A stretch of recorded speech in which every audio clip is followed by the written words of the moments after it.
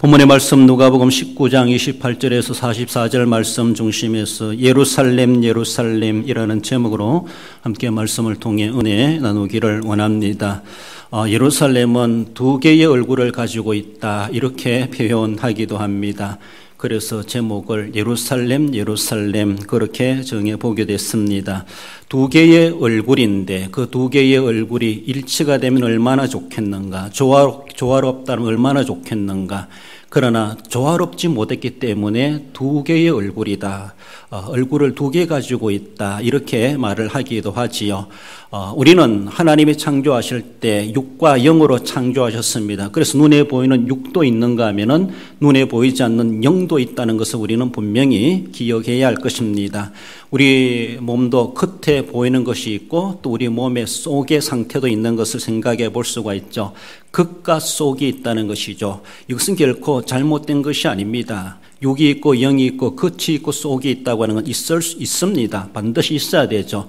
있지만은 그러나 겉이 다르고 속이 다르다고 하는 것은 뭔가 일치하지 못하고 조화롭지 못하고 문제가 생길 수가 있다. 그래서 겉 다르고 속 다르다. 그래서 두 개의 얼굴이다. 이렇게도 말을 하게 되는데, 양면을 가지고 있는 것이 실존이지만 그 실제적인 모습에서 양면이 서로가 일치하지 못하는, 너무나 색깔과 성질이 다르다 보니까 여러 가지 모습으로 문제가 발생하는 것을 볼 수가 있습니다. 예루살렘이라는 그것을 이미 상징적으로 본다 할지라도 이스라엘 유대인들의 자존심이고 역사성이 있고 그들의 신앙이 그들에 담겨져 있죠. 그렇습니다. 그래서 예루살렘을 보는, 유대인들이 보는 예루살렘에 보는 눈이 있는가 하면은 예수님이 보시는 눈이 있다라는 겁니다. 내가 나를 생각하는 거 있을 수 있지만은 하나님이 나를 보시는 눈도 있다는 것을 우리는 생각해야 되죠. 내가 나를 생각하는 것과 하나님이 나를 보시고 생각하시는 것이 일치한다라면 얼마나 좋겠습니까마는, 그럼 우리는 어쩌면은 하나님이 보시는 것이 더 정확한데 우리는 자기 자신을 너무나 착각하며 살아가고 있는, 그래서 하나님이 보실 때에 진노하실 만한 그런 일들도 우리가 알게 모르게 저지르고 살아가고 있다라는 것을 볼 수가 있습니다. 이 양면은 있을 수 있습니다. 그러나 양면이 정말로 일치하지 못할 때 거기에는 큰 문제가 발생하고야 만다라는 것이죠. 예루살렘은 하나라고 볼 수 있지만 그런 예루살렘을 보는 그 눈은 유대인들이 보는 눈이 있었고 예수님이 보는 눈이 있었는데 양면의 눈이 다 일치했다라면 얼마나 좋았겠습니까마는, 오늘 본문에서 우리가 함께 보았던 것처럼 예루살렘을 보시는 그 눈들이 다 달랐다라고 하는 것이 큰 문제를 야기해 주고 있습니다. 유대인이 보는 눈과 예수님이 보는 눈의 어떤 모습이었던가, 그래서 그 6가지 내용적으로 요약해 보며 함께 살펴보기를 원합니다. 먼저는 환영과 배척이 있습니다. 37절 이하에 제자의 온 무리가 이르되 찬송하리로다. 주의 이름으로 오시는 왕이여 하늘에는 평하여 가장 높은 곳에는 영광이로다 하니, 예수님께서 이제 때가 되어서 예루살렘으로 입성하시게 됩니다. 예수님께서는 주로 갈릴리, 북쪽 갈릴리 지역에서 사역하시다가 간혹 예루살렘으로 그렇게 올라가시기도 하셨죠. 그리고 절기 때가 되면은 예루살렘으로 늘 가시는 그런 걸음이시기도 하셨습니다. 이제 어쩌면 유월절을 앞두고서도 예루살렘으로 올라가시게 되셨지만은 이번에는 스가랴서 9장 9절의 말씀을 예언을 성취하기 위해서라도 나귀 새끼를 타고 친히 그렇게 일부러 나귀를 타고 들어가시는 그러한 모습을 보여주고 있습니다. 이미 예언된 말씀이었고 지금까지 예루살렘에 늘 종종 가셨지만 이번에는 마지막 가시는 발걸음이다라고 말할 수가 있고, 이 땅에 오신 예수님이 구속의 사역을 마감하시기 위해서 예수님이 가시는 발걸음이었고, 어쩌면 예루살렘은 이제는 죽음을 향하여 죽기 위해서 찾아 들어가는 예수님의 발걸음이었다라고 볼 수가 있습니다. 예수님이 예루살렘에 들어가시면은 잡혀 죽을 것이라는 것을 이미 다 알고 가십니다. 그렇습니다. 오늘 종료주일이라고 하는 것은 이제 예수님 예루살렘에 들어가시는 그 날을 기념하는 날이 종료주일, 오늘 우리의 주일을 생각해 볼 수 있는데, 요일적으로 바라보면 오는 금요일 날 그들에게 목요일날 잡히고 금요일날 십자가에 달려 돌아가시고 그리고 다음 주일날 부활주일 아침에 새벽에 예수님이 부활하신 것으로 그렇게 우리가 날짜를 계산하고 있습니다. 그런 모습 속에서 주님은 이미 죽음을 향하여 예루살렘으로 자진하여 들어가십니다. 거기 들어가면은 잡혀 죽을 것이라고 하는 것을 이미 알고 계셨습니다. 제자들에게도 몇 번이고 그것을 말씀을 그들에게 가르쳐 주었지만 제자들은 별로 거기에 대해서 인식을 하지 못하고 있었다라고 볼 수 있습니다. 이번에 들어가실 때는 마지막 들어가시는 발걸음이기 때문에 스가랴서의 예언의 말씀을 이루시기 위해서 나에게 새끼를 친히 들어가셨던 것이죠. 거기에 들어가신다고 하는 것은 죽음을 향하여 들어가시는 그 길이었고 더 나아가서는 부활을 내다보시며 승리를 내다보시며 하나님의 영광에 이미 예비되고 있고 그 상징해 가는 것이 바로 오늘 나귀를 타고 예루살렘에 들어가시는 예수님의 그 행보의 모습을 의미해 주고 있습니다. 예수님이 거기에 들어가서 십자가에 꼭 죽으셔야만 했는가? 왜 죽으셔야만 했는가? 죽으셔야만 했습니다. 왜 그렇습니까? 예수님이 어떤 죄가 있어 그런 것이 아니라 세상 죄를 지어가는 어린 양이로다라고 말씀하시는 것처럼 바로 저와 여러분들 우리 모두의 죄를 지고 하나님의 구원받을 백성들 선민들의 죄를 지고 예수님이 대신 죄값을 치르시기 위해서 죄인 되어서 그 죄값으로 마땅히 죽으셔야만 했다라는 겁니다. 그 죽음을 위해서 어쩌면은 이 땅에 오신 목적이다라고 말할 수가 있습니다. 그래서 이제 그 목적을 이루시기 위하여서 자진해서 죽음이 기다리고 있는 곳으로 뚜벅뚜벅 들어가시는 주님의 모습. 사람들은 그 의미를 제대로 알지 못했지만 예수님은 그 이미 죽음을 안고 들어가셨습니다. 많은 무리들이 예수님을 환영했습니다. 하지만 예수님께서는 들어가시면서 결코 예수님의 마음은 그렇게 즐겁지가 않았을 것이다. 사람들은 대대적으로 나무가지를 흔들며 환영했지만 그런 예수님이 들어가시는 그 예루살렘이라고 하는 것은 예수님을 담을 만한 그릇이 되지 못했다. 이렇게도 표현합니다.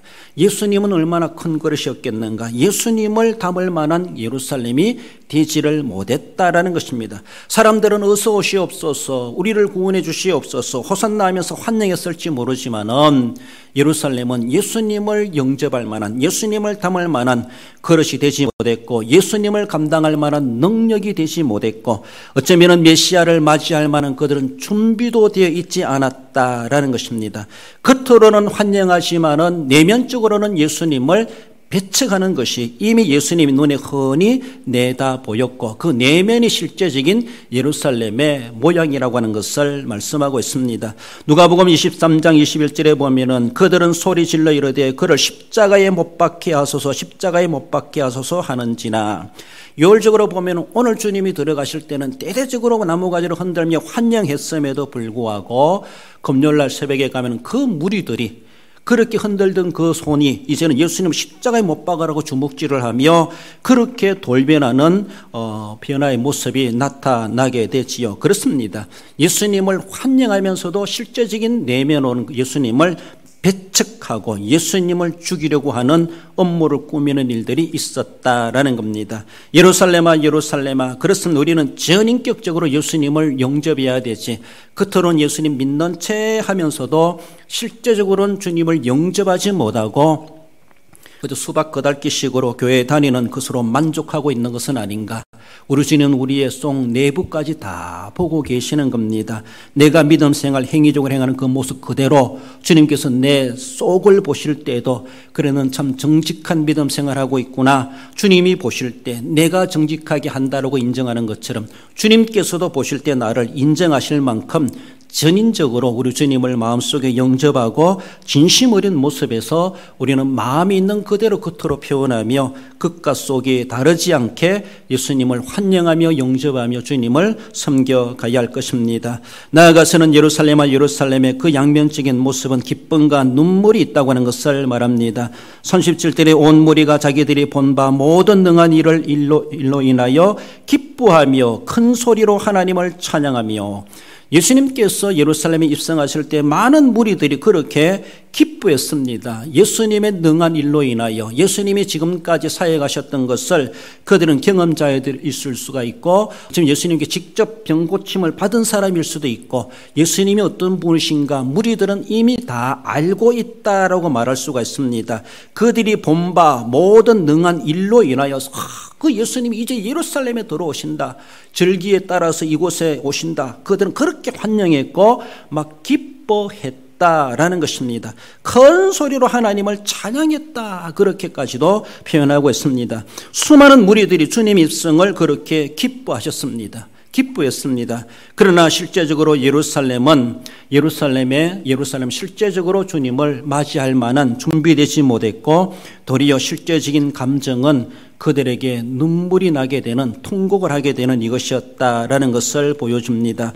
본문의 41절에 보면은 가까이 오사 성을 보시고 우시며 그렇습니다. 백성들은 예수님을 보면서 기뻐했을지 모르지만 예수님은 예루살렘을 보면서 예루살렘이라고 하는 것은 거기에 모인 무리들을 보는 것이죠. 그들을 보시면서 주님은 우셨습니다. 백성들은 예수님을 보고 웃었는지 모르지만 기뻐했을지 모르지만은 그러나 그들이 무엇을 기뻐해야 될지 슬퍼해야 될지 지금이 우리가 기뻐해야 될지 울어야 될지 분간도 하지 못하고 있는 이 예루살렘을 내다보시면서 주님은 안타까워하며 탄식하며 우시는 주님의 눈물을 흘리시는 그런 모습. 복음서에서 예수님이 눈물을 흘리셨다. 이거 별로 기록되지 않는데 거의 3번 정도 예수님이 우셨다 기록되는 것으로 그렇게 표현하기도 합니다. 겟세마네 동산에 기도하시면서 나사로가 죽었을 때 우셨다 이런 표현하기도 하고 이제 또 예루살렘을 바라보시면서 예수님은 우셨다라고 하는 표현을 말씀해 주고 있습니다. 여러분 우리가 정말로 기뻐해야 될 때인가 울어야 될 때인가 이건 기뻐해야 될 일인가 울어야 될 일인가를 우리는 분간해야 되는데 예루살렘은 제대로 분간하지 못했고 정말 지금이 무엇을 마음을 가지고 어떤 감정을 가지고 어떻게 우리가 표현하며 어떤 자세를 취해야 될지 전혀 알지도 못하고 있는 그런 예루살렘의 무지몽매한 그런 모습을 보여줍니다. 여러분들 혹여나 어떤 집에 어떤 분이 정말로 임종을 기다리고 있는 그런 막 숨막히는 순간 가운데 있는데 그것도 알지도 못하고 동네 사람들이 그 마당에 가가지고 정말로 우리가 기뻐하며 즐거워하자 춤을 추고 장구치고 술판을 벌인다고 생각해 보세요. 얼마나 조화롭겠습니까? 그렇지 않습니까? 이 집에는 정말로 죽음이 눈앞에 기다리고 있는데 그것도 알지도 못하는 사람들이 마당에 와가지고 장구치며 춤을 추며 그렇게 잔치하는 것처럼 종기 좋다는 식으로 그렇게 놀고 있다라면은 이게 얼마나 엇박자입니까? 얼마나 부조화입니까? 얼마나 이것이 화낼 일입니까? 그렇지 않습니까? 지금이 무엇을 웃어야 될 일인지 지금이 기뻐해야 될 상황인지 지금이 울어야 될 일인지 이것도 알지도 못하고 분간하지도 못하고 있는 예루살렘의 그 모습 우리 주님은 예루살렘을 보시면서 우셨다라고 하는 것을 표현해 주고 있습니다. 그렇습니다. 진정한 기쁨이라고 하는 것은 진정으로 우리가 기뻐할 수 있다고 하는 것은 죄를 놔두고는 우리가 기쁨을 얻을 수가 없습니다. 참다운 기쁨은 회개에서부터 시작된다. 이렇게 말할 수 있습니다. 회개가 없는 기쁨, 그 웃음은 가식일 수밖에 없고 아무런 기쁨이 될 수가 없고 그 기쁨이 보장되지 않는다는 겁니다.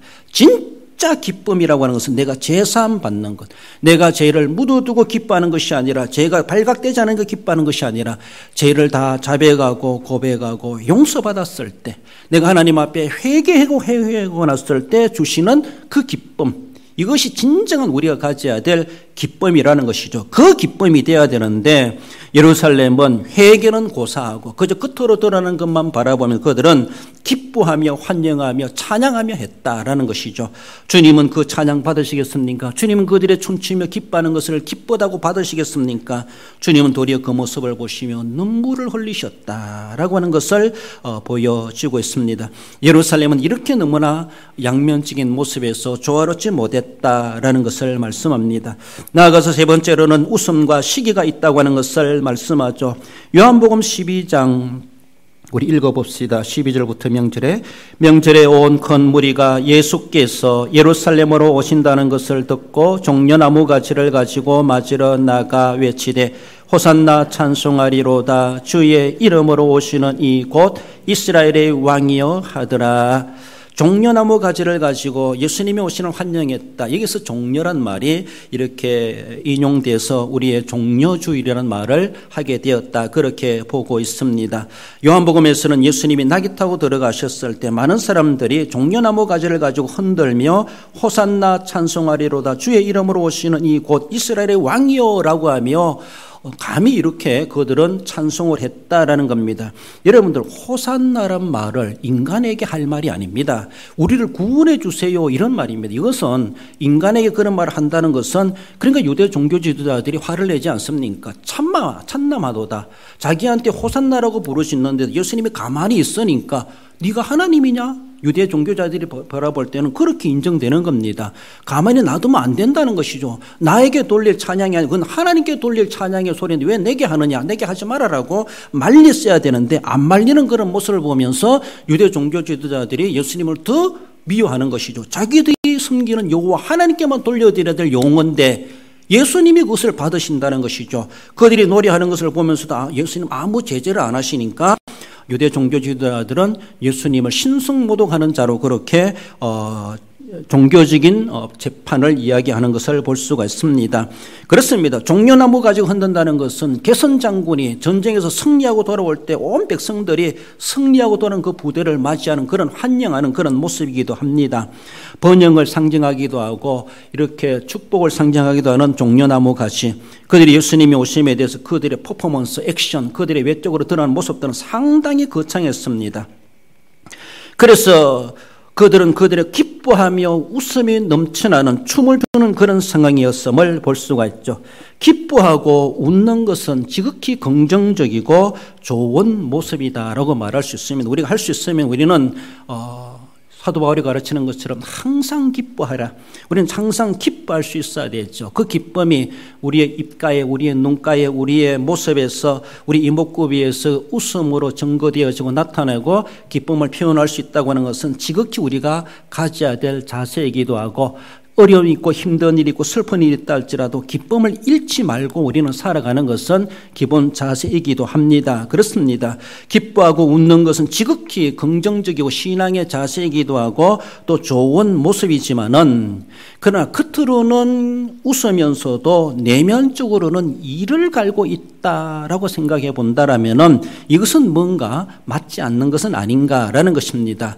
정말로 내면적으로는 인간이면서도 내면적으로는 짐승의 마음을 가지고 있고 밖으로는 인간의 탈을 쓰고 있는 그런 모습이죠.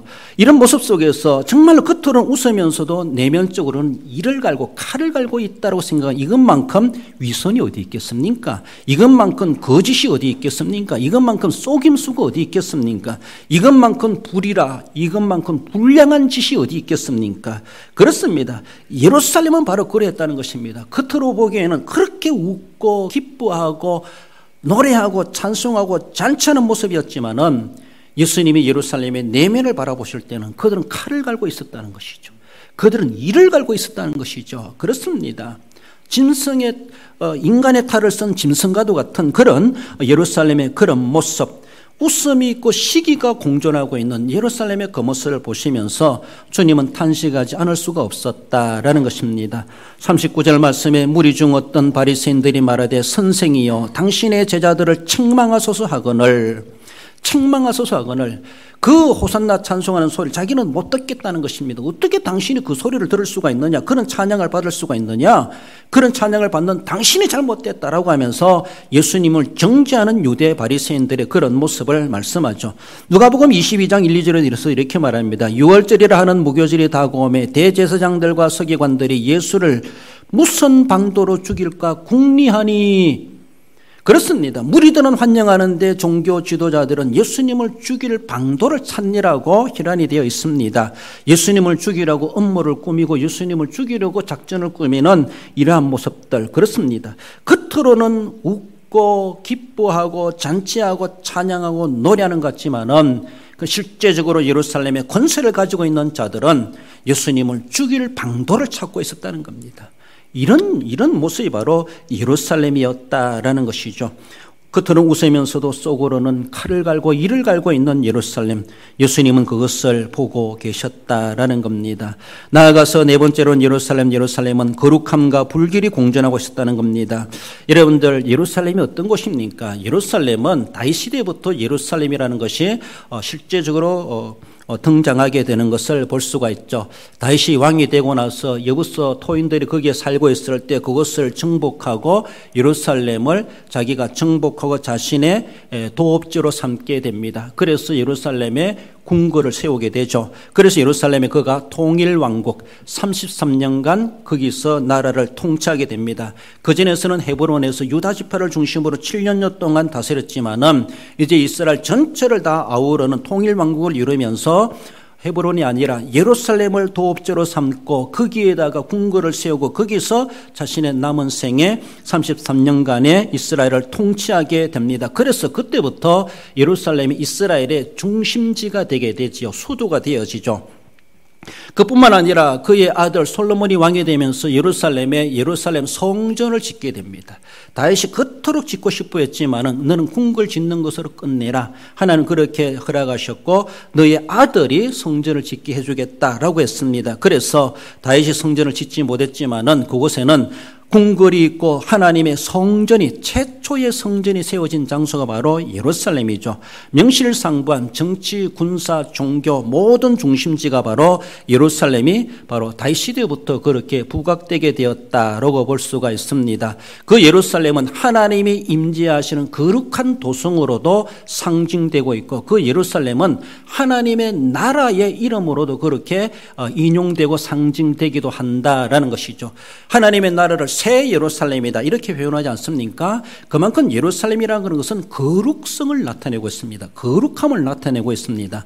하나님이 거룩하십니다. 하나님이 거기에 축복하십니다. 하나님이 임재하신 곳입니다. 하나님의 최초의 성전이 세워진 곳입니다. 그렇습니다. 누가 뭐라 한다 할지라도 역사적으로 종교적으로 무슨 문화적으로 사회적으로 바로 그것은 바로 거룩한 성지고 거룩한 도성이다 이렇게 말을 할 수가 있습니다. 이스라엘 백성들은 예루살렘이 있다고 하는 것에 대해서 예루살렘에 성전이 세워지고 있다고 하는 것에 대해서 그들은 그렇게 자부심을 가지고 있었습니다. 그들이 나라가 망하고 바벨론의 포로가 되어서 끌려갔다가 70년 이후에 되돌아와서도 다시 그곳에 성벽을 세우고 성전을 세우고 예루살렘을 다시 복구하지 않습니까?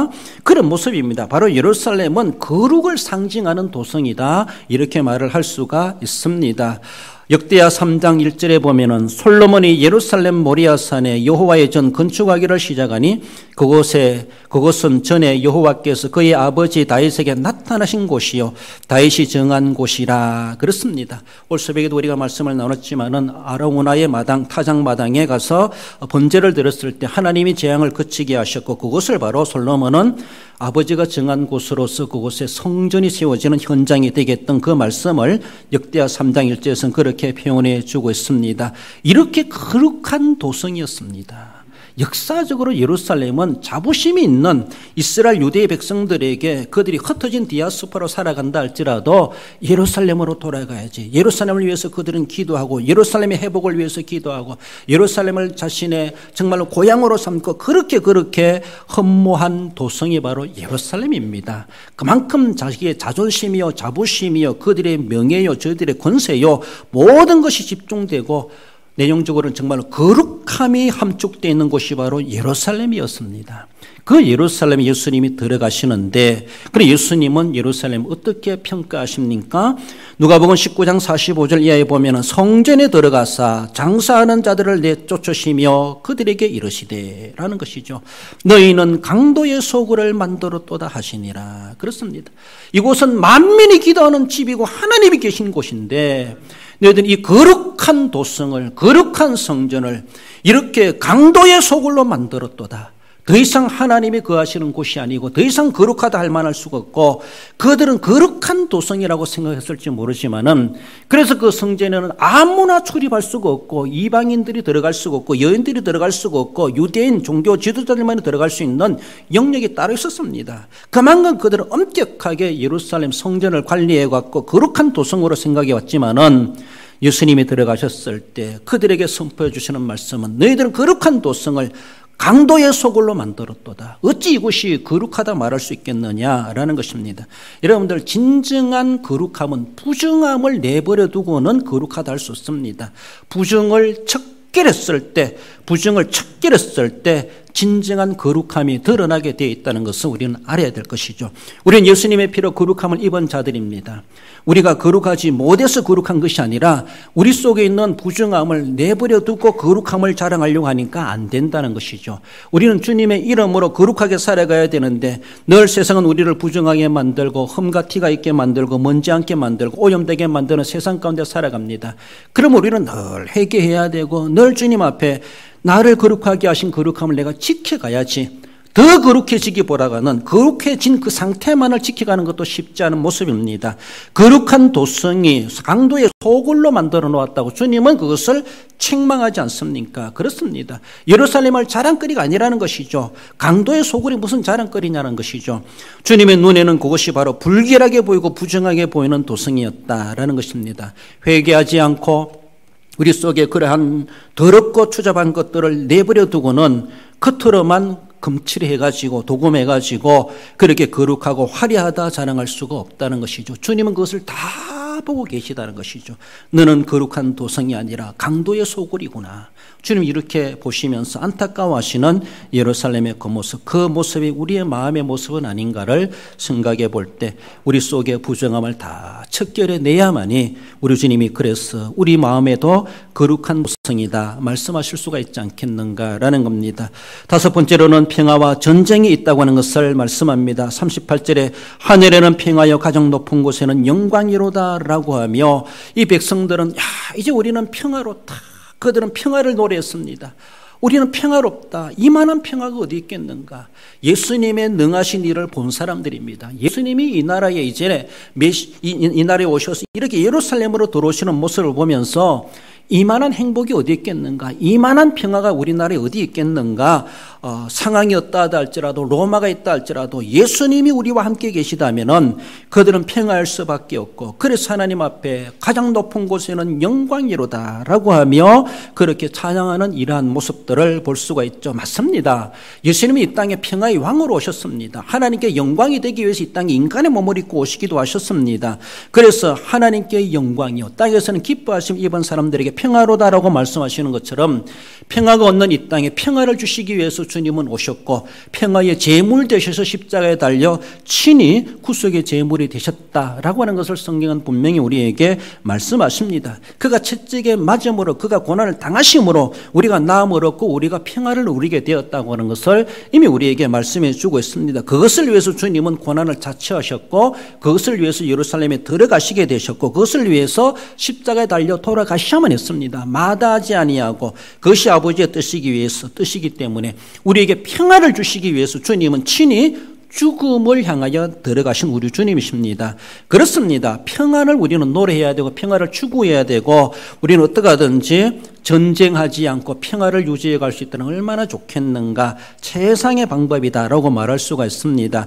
그들은 정말 예수님의 도로심에 대해서 평화를 노래했는지 모르지만은 그러나 주님의 눈에는 이 도성은 전장터가 되고야 말 것이다 라고 하는 것을 말씀하지 않습니까?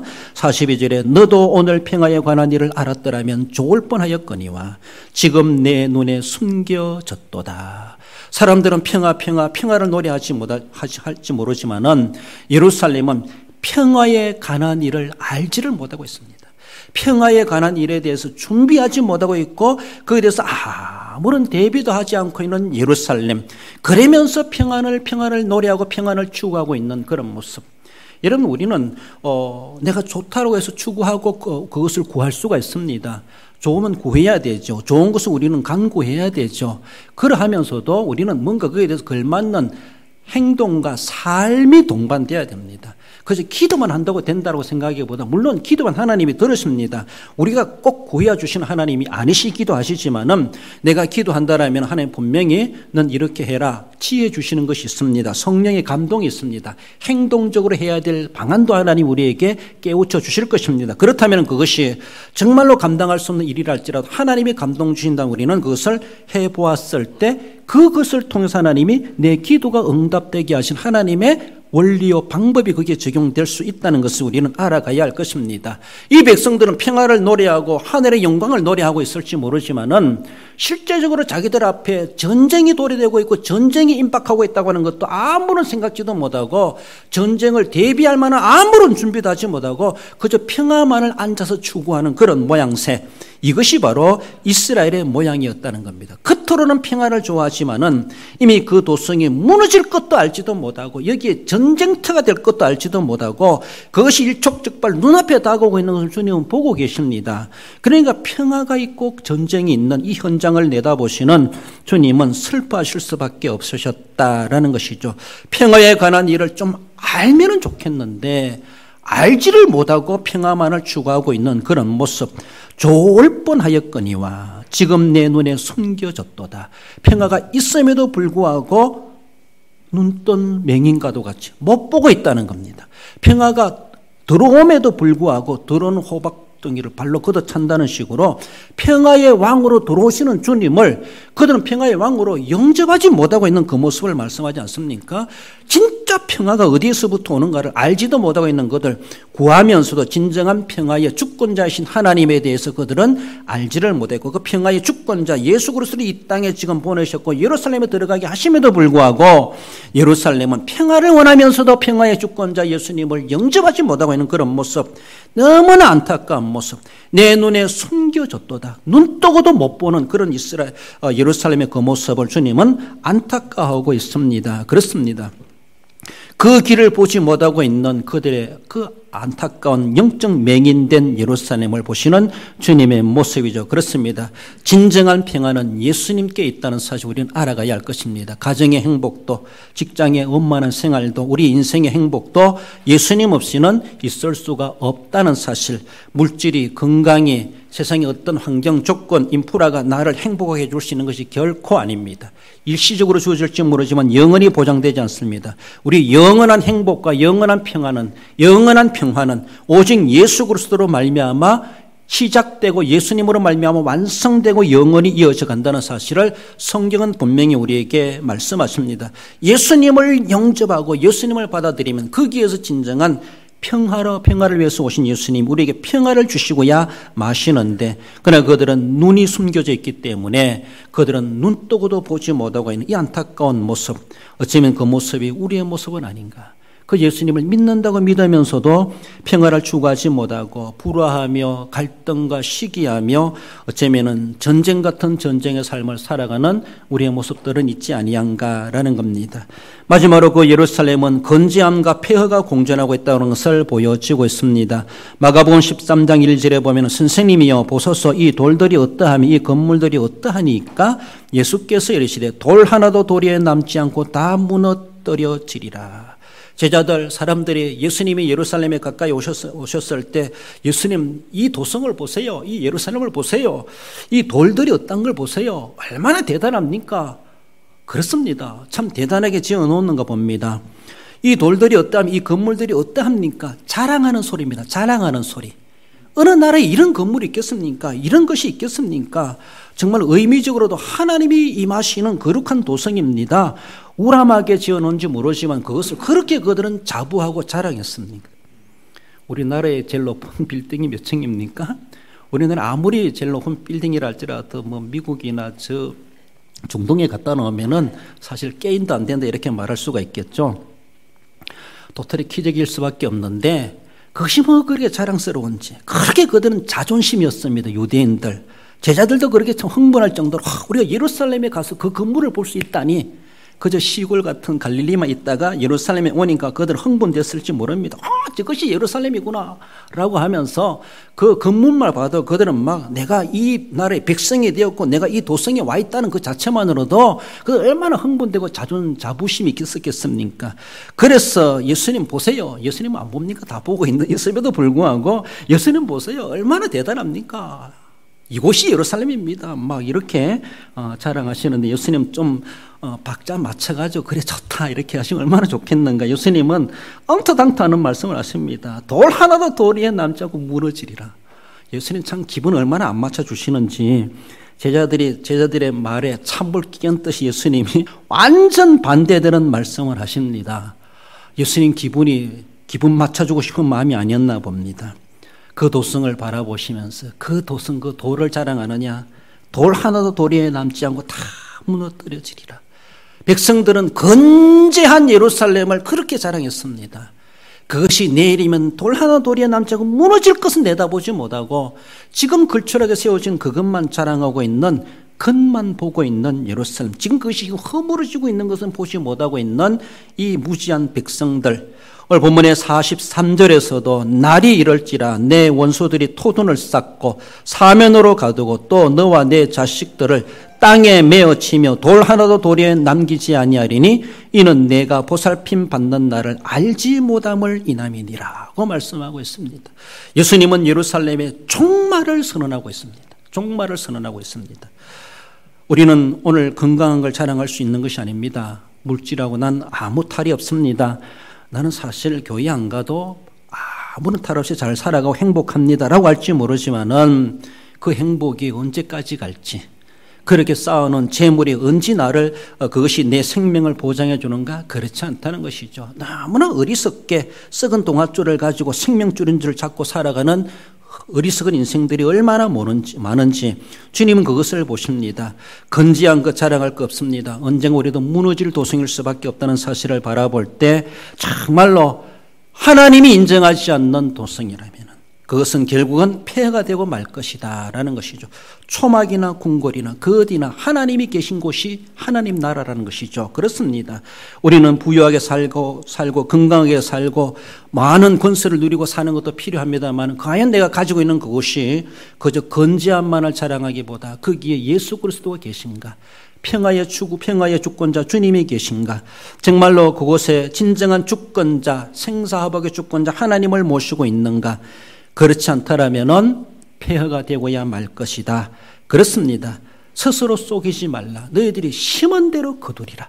예루살렘은 그 심은 대로 허물어지고야 말 것이다. 주님은 그것을 이미 예언하셨고 결국 그 예언대로 70년의 예루살렘은 초토화되어 버리고 말지 않습니까? 그렇게 될 것을 주님은 이미 내다보시면서 안타까워하시는 주님. 사랑하는 우리 성도 여러분, 예루살렘아 예루살렘, 그 예루살렘 오늘 우리를 보시면서 내가 나를 보면은 착각하며 살아가고 있는 것은 아닌가? 주님이 나를 보시면서 나를 무엇이라 주님이 말씀하시는가? 주님의 정말로 중심을 찌르는 그 소리를 우리는 새겨드려야 될 것이고 속히 회개하고 속히 소중하지 않는다면은 예루살렘이 폐허가 되었던 것처럼 우리도 돌 하나 도리에 남지 않고 모든 것을 다 잃어버리는 그날이 되고야 만다는 사실을 우리는 경고의 말씀으로 받아야 될 것입니다. 말씀을 맺습니다. 우리 성도 여러분, 예수님을 전인격으로 영접하십시다. 그저 종교생활하는 것으로 살아갈 수 없습니다. 내 마음과 전인적으로 내가 주님을 내 마음속에 나의 구주 나의 하나님으로 영접합니다. 영접한 대로 살아가야 됩니다. 회개로 얻은 기쁨과 웃음이 있어야 됩니다. 회개는 하지 않고 기뻐하고 즐거워하고 웃어본들 그것은 결국은 도리어 이중적이고 가식이고 위선일 수밖에 없고 주님 앞에 다 그것이 적나라하게 심판을 받을 내용이라는 사실을 우리는 알아야 할 것입니다. 부정을 척결함으로 거룩하게 된다는 사실을 기억하며 늘 우리가 부정해지는 것을 우리는 늘 주시해 보며 날마다 회개하고 주님의 보혈의 능력을 힘입어 거룩함으로 날마다 나아갈 수 있어야 됩니다. 예수님 안에 참 평화가 존재가 존재한다는 사실을 늘 기억하시며 오늘 내가 존재하니까 아무 탈 없다는 생각이보다 예수님 안에 내가 살아갈 때 참 행복과 평안이 있고 예수님 안에 내가 존재할 때 그 존재가 보장받는다는 사실을 늘 기억하시며 오늘도 우리를 향하여 예루살렘아라고 부르시는 것처럼 오늘도 아무개야 내가 너를 이렇게 보고 있다라는 사실을 기억하며 내가 기준이 아니라 나를 창조하시고 이 땅에 인간으로 보내시고 나를 구속하신 우리 주님께서 진정한 주인이시라는 사실을 아시고 주님이 말씀하시는 것이 정확한 답이라는 것을 아시고 그 말씀대로 믿음으로 수정하고 믿음으로 살아가심으로 진정으로 복되고 복된 예루살렘과도 같은 그 복을 받아 누려 살아가시는 우리 성도 여러분들 되시기를 주님의 이름으로 축원드립니다. 기도하십시다. 우리 함께 기도합시다. 예루살렘 과연 우리 어떤 예루살렘으로 살아가고 있는가?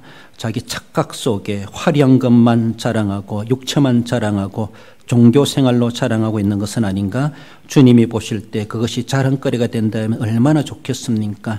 그러나 주님이 보시는 눈이 더 정확한 것이라는 것을 알고 혹여나 하나님 내가 착각하지 말게 하시고 주님의 눈을 내 눈이 되게 하시고 내 영안을 밝혀주시고 내 눈에 숨겨지지 말게 하시고 내 눈이 떠여져서 보게 하셔서 하나님이 진정으로 인정하시는 믿음의 사람으로 살게 하옵소서.